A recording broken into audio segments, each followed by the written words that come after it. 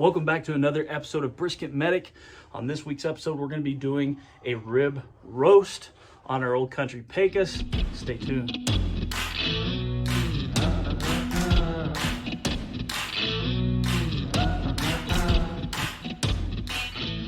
On special occasions such as Christmas, Thanksgiving, Mother's Day, Father's Day, or even New Year's, you want to cook something that's just a little bit different and put something on the smoker that is just a little above everything else you always do. And we're going to be doing a rib roast on our Old Country Pecos, and I want to give you some tips and tricks to help you not screw it up, because that's a really expensive cut of meat. We've got a USDA choice rib roast. Now, this has great marbling for what it is, and I'll be honest with you, I bought this the day before Christmas Eve, so I didn't have a whole lot to choose from, but I still had a great roast that I got here, as you can see, from HEB, and I'm really happy for it. Now, this is actually Christmas Eve, and I'm going to be making it for our family tonight, and we're going to be using pecan wood and B&B lump mesquite charcoal. Those combinations are going to be giving us a lot of good smoke flavor. That lump mesquite charcoal, it does put off a little bit of smoke, but not as harsh as mesquite wood does, and so we're going to be using pecan chunks in there because this is only going to be a couple hours smoke. I don't need to load up the firebox with logs. I will be adding those chunks just for a little bit of flavor, that gentle, good smoke flavor that pecan uses, because this is going to be a bunch of flavors that we're putting into this rib roast to ensure that this expensive cut of meat is one that your family absolutely loves and enjoys. For rubs, we're going to be doing 3 different rubs to really get some good flavor on this. Now, why am I putting so much flavor on the outside of this thing? Well, it's because it's a roast, and it's hard to get flavor inside of this roast without injecting it. And because the way it is made, the way this roast is laid out, the way the grains are, I don't want to inject it, because the more holes I put into it, the more that juice can weep out during the cooking process. And so we got to put as much flavor as we can on the outside, and we're going to start with a heavy layer of Sucklebuster's 1836, and then we're going to top it off with a light layer of each Uncle Steve's Smoke Bomb and Uncle Steve's South Texas Red. I think layering on these flavors will give us some amazing complexity to the overall roundness of flavor of this rib roast. So let's go ahead and get it spiced, seasoned. Let's go ahead and get it rubbed up, and then we'll start the fire. We're going to let these flavors just kind of melt into that prime rib, and let's get it.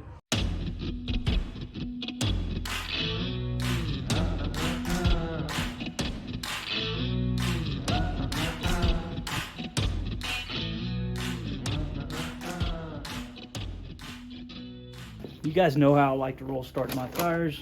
B&B lump charcoal and a propane torch. We've got our rib roast all seasoned up. We've got a great bed of coals established, and now we're ready to throw our rib roast onto the smoker. And I'll show you how I like to do that with that fatter, that spinalis with that cap on it, facing the fire on the smokestack side of the smoker. Keep some of that radiant heat off of it from just blasting it too much, but also allow that fat cap to give us a little bit of protection.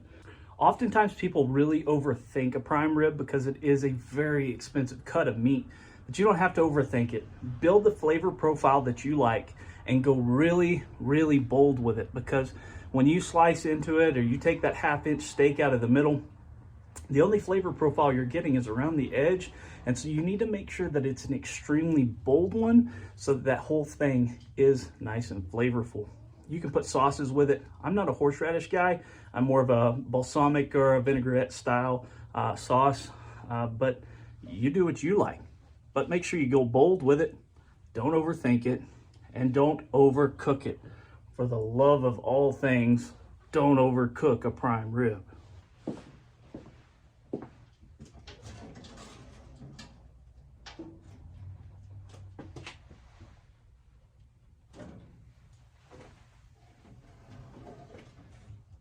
One of the great things about cooking on an offset smoker, a stick burner, is you don't have to worry about reverse searing anything. This thing is going to have an amazing bark and a great crust on it just by the convection and the draft provided to us by this style of smoker. It's pretty awesome. We're gonna watch it next 30, 45 minutes, and we're gonna spin it around because I don't want one side or the other getting too blasted with that heat. Let's not forget our flavor. Little pecan. Going right in. And we are cooking right at 300 degrees. I'm gonna try to keep it between 275 and 300 this entire cook. It should take 2.5 hours. This is a 4-pound rib roast. Like I said, after 45 minutes, I'm gonna spin it around, and then I'm gonna insert my meat stick probe thermometer so I can keep an eye on it, because like I said, don't overcook your rib roast.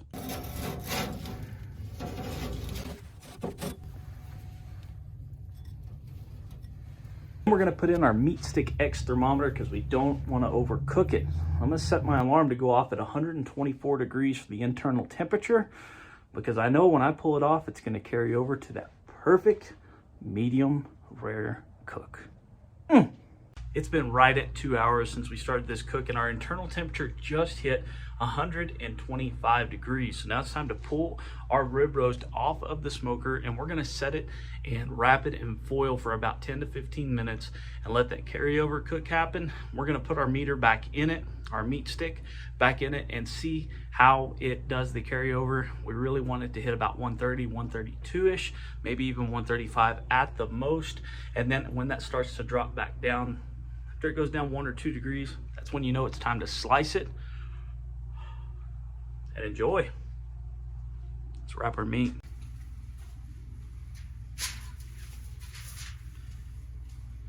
Remember, we talked about not needing to reverse sear this thing. We're gonna let the bark build by just the offset smoker.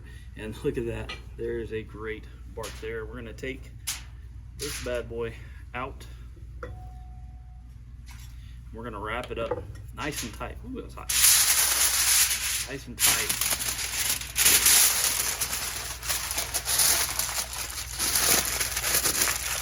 Use foil. I'm gonna let it rest. Put that back in there. We can check on it. And as soon as that temperature goes up to like 130, 135, and then starts going back down a degree or two, that's when we know it's time to slice and enjoy. I'll see you then.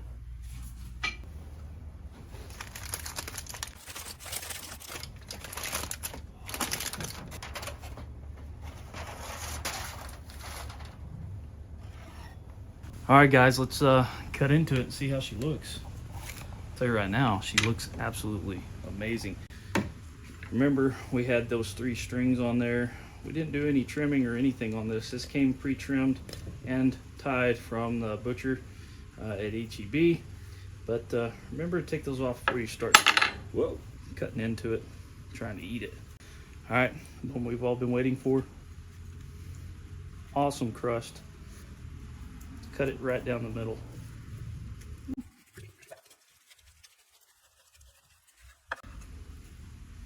Wow, look at that. Absolutely beautiful. Now I've got some red wine steak sauce that I made up with some red wine, Worcestershire sauce, ketchup, little rub, barbecue rub, and some morpois. So just a little something, red wine based A1 sauce knockoff. I don't do horseradish sauce, so I'm not eating with horseradish sauce, but that is a perfect wall-to-wall pink. That's absolutely gorgeous. You only want to slice these in about 1/2-inch slices, 1/2-inch steaks for serving sizes. And look how tender that is. It just falls right over.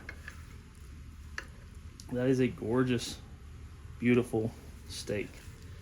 Prime rib. Look at that beauty. Wow. It just falls apart. Here. Try a piece. Man, that's good. Money. Happy New Year's, guys. From here at Brisket Medic, we hope y'all had a Merry Christmas. We love you. Subscribe, like, all that good stuff.